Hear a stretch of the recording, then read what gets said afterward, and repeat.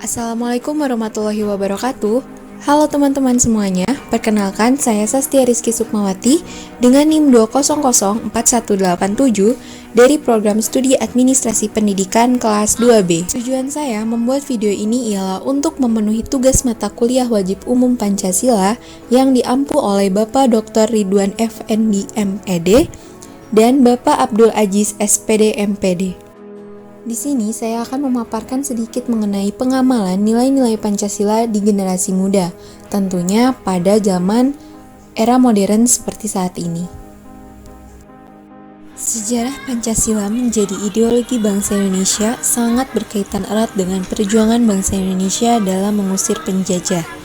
Istilah Pancasila berasal dari bahasa Sanskerta, yaitu kata panca yang berarti 5 dan kata sila yang berarti asas atau prinsip. Sehingga jika digabungkan memiliki arti yaitu 5 prinsip. Ada 3 tokoh yang mengusulkan calon susunan dasar negara Indonesia ini, yakni Muhammad Yamin, Dr. Supomo, dan Insinyur Soekarno. Pada tanggal 1 Juni 1945, Insinyur Soekarno menyampaikan usulan dasar negara yang diberi nama Pancasila dan diterima baik oleh seluruh peserta sidang. Pancasila sebagai ideologi negara memiliki banyak sekali tantangan di tengah perubahan zaman ini.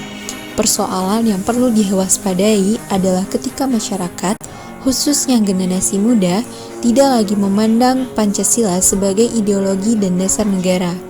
Dan pada era globalisasi, tantangan Pancasila sebagai ideologi negara adalah banyaknya ideologi alternatif melalui media informasi yang mudah dijangkau oleh seluruh anak bangsa, seperti radikalisme, ekstremisme, dan konsumerisme. Hal tersebut juga dapat membuat masyarakat mengalami penurunan intensitas belajar Pancasila dan juga kurangnya efektivitas serta daya tarik pembelajaran Pancasila.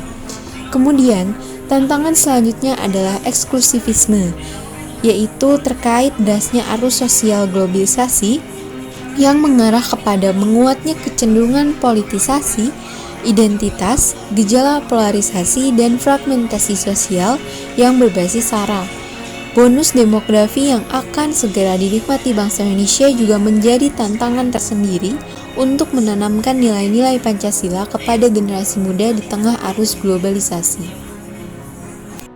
Seperti yang kita ketahui bersama, Pancasila telah dirumuskan susah payah dan penuh perjuangan semasa dahulu oleh para tokoh bangsa, di mana mereka telah mencurahkan segala isi pikiran mereka untuk keberlangsungan bangsa di masa depan, memikirkan bagaimana bangsa ini bisa tetap bertahan dengan tetap berpegang teguh pada pedoman bangsa dan mempunyai cita-cita yang utuh dalam bentuk sebuah ideologi bangsa.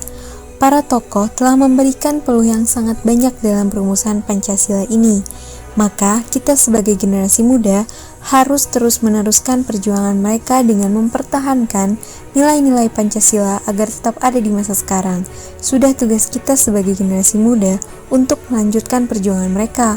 Generasi bangsa dapat mempertahankan ideologi Pancasila dengan cara konsisten mengamalkan nilai-nilai Pancasilanya. Sila ketuhanan yang Maha Esa dapat diwujudkan dengan toleransi terhadap orang lain, memiliki keyakinan yang berbeda-beda. Kemanusiaan yang adil dan beradab dapat diwujudkan dalam bentuk perilaku saling menghargai martabat sesama manusia dan tidak melakukan diskriminasi.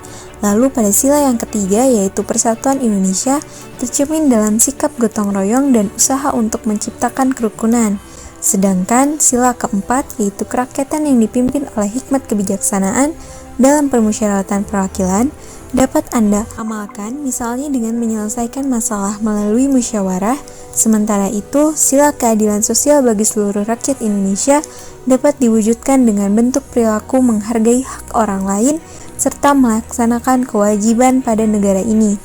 Marilah kita terus mengamalkan nilai-nilai Pancasila dalam kehidupan kita sebagai generasi muda. Jika bukan kita sebagai generasi muda, lalu siapa lagi? Ingatlah, kita sebagai generasi muda, generasi yang diharapkan bisa membawa Indonesia terus menjadi lebih baik dengan tetap berpedoman pada ideologi bangsa.